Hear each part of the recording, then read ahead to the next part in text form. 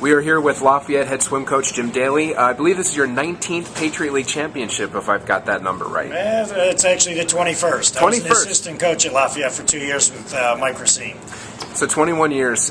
Reflect for me a little bit on just how this event has changed and how the Patriot League has evolved in the 21 years now that you've seen this event happen. Wow, I don't even know if we have total time for that. I mean, when the league started, Fordham was in the league. Yeah, we were definitely a need-based grant league, and that changed a lot with Fordham wanting to go back to basketball, and then Holy Cross doing it, and then we added American University, and they were a scholarship for a while, and then Navy's men came in, and now we're excited to have Boston University and Loyola coming.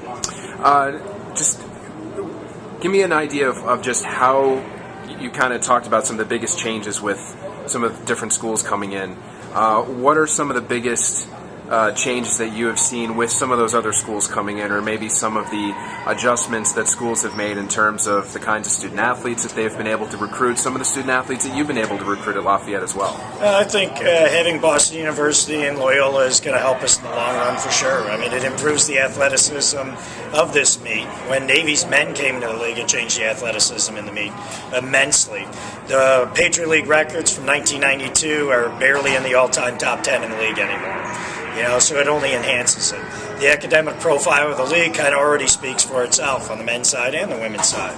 So it's nice to attract 2 more members. The challenges will be we're competing against 2 other schools to, at times, try to sign the same prospective student athletes. And just from the kind of student athlete that you've seen, the type that has changed since you took over as the head coach 19, 20 years ago, what are some of the biggest differences that you're seeing in the types of student athletes that are now attracted to Lafayette as opposed to, say, 20 years ago?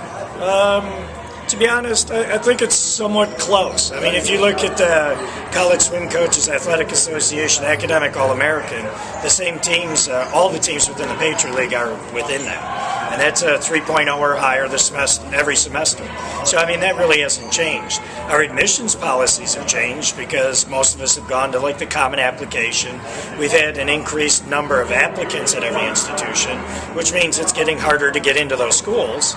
But I think it's kind of remained the same, and if anything, has definitely improved, even with the scholarship schools. And one quick comment from you about what you've seen from your student athletes so far during the meet. Here we are in the final session of day 1. Kind of a tough start for your club, but when you have a tough start like that with a disqualification, what are some things that you can say to your team to kind of get them refocused and rally back together? I'm pretty lucky because I just had 2 relays disqualified for false starts, but both of the relays are still around. So you build on the positives. Everybody split pretty well. And we're looking forward to the 400 medley relay coming back up. Redemption. Coach, appreciate the time. Thanks so much. Good luck the rest of the meet.